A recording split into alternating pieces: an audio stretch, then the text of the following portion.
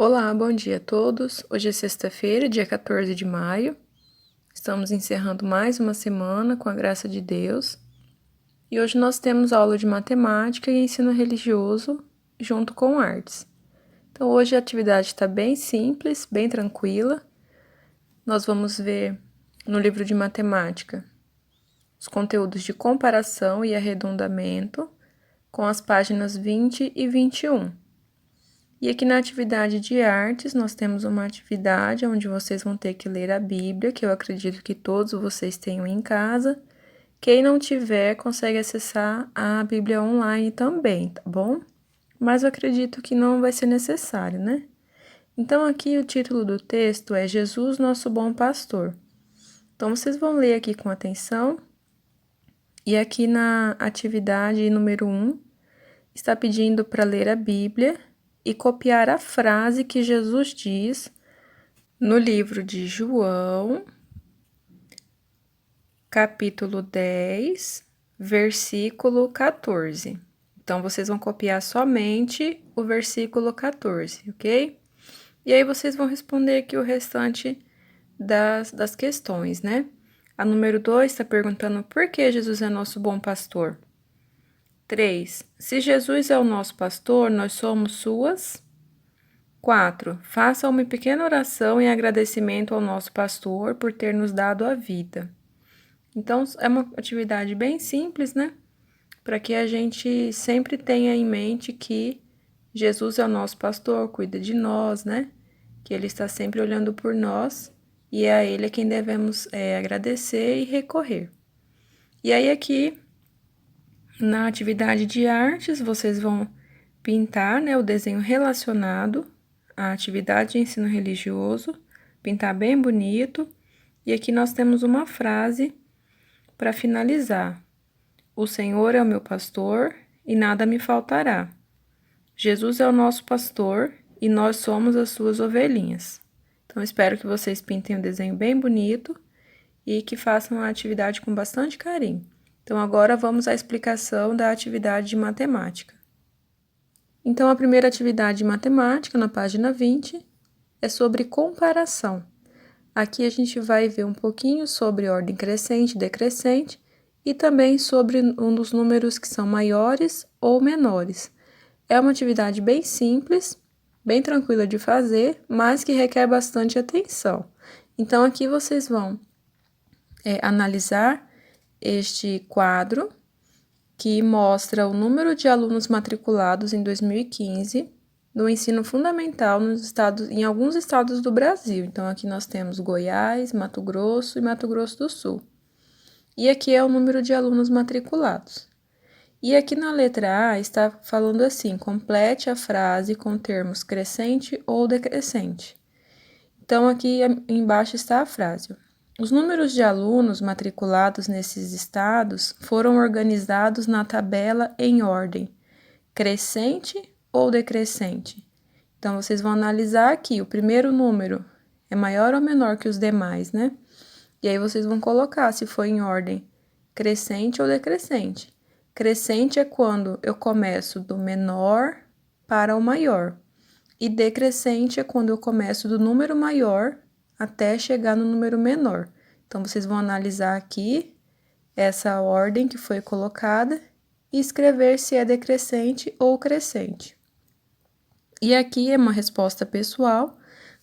E aqui, se a gente estivesse na sala, a gente ia conversar e debater sobre isso, mas como não estamos, eu preciso que vocês escrevam aqui embaixo como vocês chegaram nessa resposta. Então, aqui, conte aos colegas e ao professor, você vai escrever aqui para que eu consiga saber como você chegou nesse resultado, porque não tem como a gente conversar no momento, infelizmente, né? E aqui nós temos uma explicação.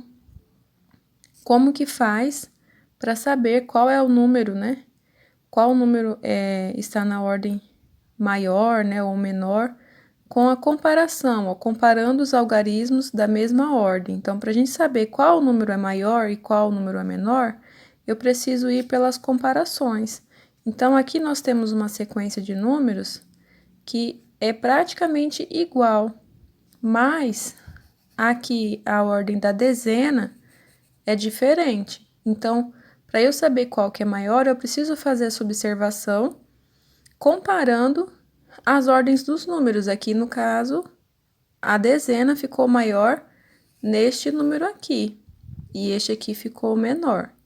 Então, eu sempre tenho que observar número por número e ver qual número é maior. Como o 5 é maior que o 4, então 129.356 é maior que 129.346. Podemos representar essa comparação usando o símbolo maior que, e ele aparece aqui, ó. Então, o número 129.356 é maior que 129.346. Então, esse símbolo assim, viradinho com a boca pra cá, parece um V, né? Parece a letra V deitada, significa que é maior. Mas nós também temos o símbolo para simbolizar que é menor, que é o contrário desse aqui, ó. E também temos o símbolo de igual. Então, eu tenho os símbolos maior que, menor que e igual a. E aí, vocês vão fazer essa comparação aqui nesses números. Vão observar os números e vão falar se este primeiro é maior ou menor que este, se são iguais. E aí, com bastante atenção, vocês conseguem fazer rapidinho essa tarefa, porque ela não tem muito segredo, mas também, se não prestar atenção, a gente acaba errando sem perceber. E na número 3, vocês vão escrever os números em ordem crescente. Então, aqui tem que observar, fazer essa observação aqui, que a gente já leu aqui nessa explicação, e observando as ordens dos números. Então, se eu olhar aqui pelo primeiro número, eu já sei que os dois menores são os que começam com 1. Então, aqui eu tenho 134.579 e aqui 103.493. Então, eu tenho que observar a ordem deles, eles estão na mesma ordem aqui dos 100.000, né? Mas aí, o segundo número, ó, que eu já tenho 0 e aqui eu tenho 3. Então, eu já consigo identificar qual número é o menor. Quando eu falo em ordem crescente, eu começo do menor para o maior. Então, aqui a gente já consegue identificar qual vai vir primeiro e em segundo lugar. E aí, vocês vão observar esses outros 3 para saber, depois dessa ordem que a gente já encontrou, qual é o próximo número menor. Então, eu começo do menor e vou subindo até chegar no último número maior de todos. E na página 21, nós vamos ver sobre arredondamento. É quando eu tenho um número muito grande e eu quero chegar num número aproximado, para que não fique, que em caso eu não precise colocar o número exato. Como é aqui no exemplo, no caso da capa do jornal, né? Aqui na página do jornal. Ele não deu o número exato de carros para colocar aqui na capa, até porque eu preciso de um título grande para chamar atenção, preciso das fotos, né? Então, não precisa de detalhes desses números, ele coloca um número aproximado, só para poder fazer aqui o título, né, para chamar atenção, e aqui no texto provavelmente tem o número exato que eles estão querendo exemplificar. Então, aqui nós temos aqui o texto, né, que fala em jornais e revistas. Os números geralmente são arredondados para facilitar a leitura. Por exemplo, se pelo pedágio de uma rodovia passam 618.323 veículos, pode-se arredondar esse número para o número mais próximo com unidade de milhar inteira e escrever 618.000 ou 618.000 dessa forma, que é como está aqui para ficar melhor para ler. Então, para fazer esse arredondamento, observe que o número está entre 618.000 e 619, ó, aqui e aqui.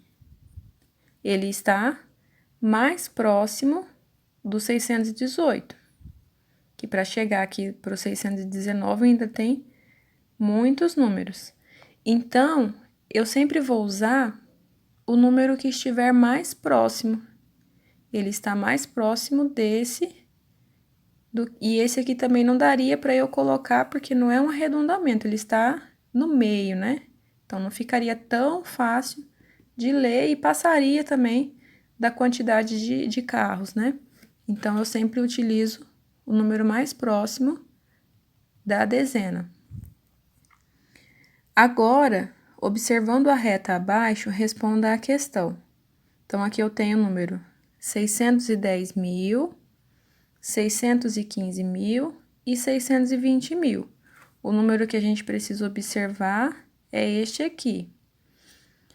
Qual é o arredondamento do número 618.323 para a dezena de milhar inteira mais próxima? Então, aqui vocês vão colocar o arredondamento.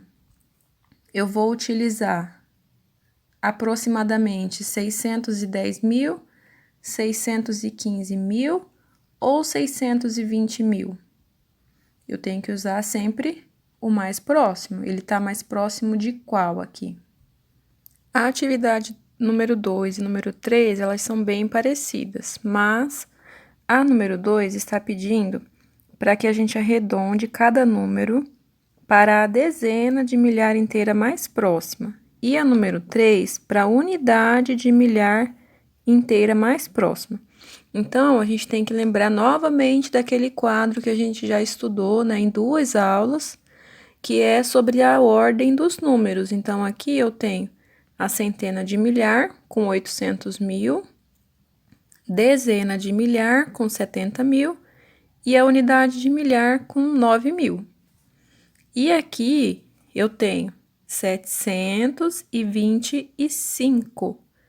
Então, aqui a unidade de milhar que ele está querendo mais próxima é essa. E aqui a dezena. Então, eu não posso esquecer desse detalhe. Para cá são as unidades simples e para cá são as unidades de milhar.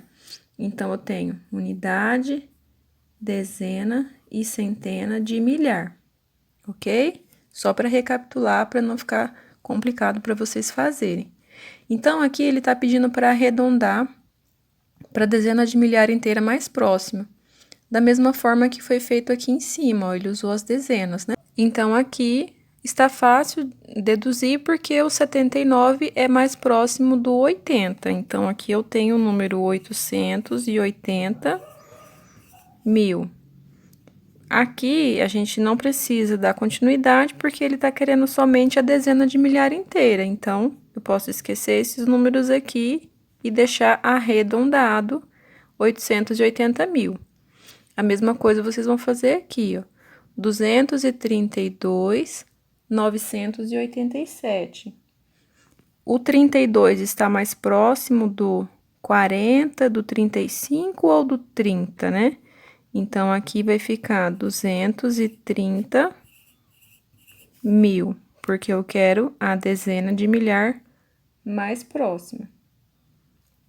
E na número 3, está pedindo para arredondar para a unidade de milhar inteira mais próxima. Então, eu tenho que observar aqui no 5, no 9, no 6, né? Sempre a unidade aqui, ó. E aí, eu tenho que chegar próximo à unidade que é a seguir ou anterior, dependendo do número, né? Então, aqui no caso, o mais próximo, como aqui eu tenho 847, está mais próximo, né, do 900 e para virar as dezenas, eu tenho 726.000. E aqui, 189.127, ele está abaixo do 500. Lembra aqui, ó? Que aqui estava mais próximo desse e longe desse outro. Então, aqui, ó, ele está abaixo do 500, tá? Então, ele está mais próximo do 189. Não tem como chegar para o 190, porque o número aqui está abaixo do 500. Então, ele volta, né? Quando eu falo de arredondar, eu falo do mais próximo. Então, esse aqui é menor. E aí, vocês vão fazer aqui também com os outros, aonde vocês vão se atentar à unidade, mas os números da casa das unidades simples são importantes para que a gente observe se ele está um pouco mais próximo da próxima dezena ou unidade ou antes, né? Tem que observar bastante isso, por isso que é importante analisar sempre a reta numérica para que a gente fique com fique mais claro para a gente entender, né? Por exemplo, aqui eu arredondei para cima e aqui eu precisei arredondar para baixo porque 127 é um número baixo se considerado 500, né? Então, eu espero que vocês consigam fazer tranquilo, mas qualquer coisa, qualquer dúvida, pode me perguntar que eu dou outros exemplos para que vocês entendam melhor.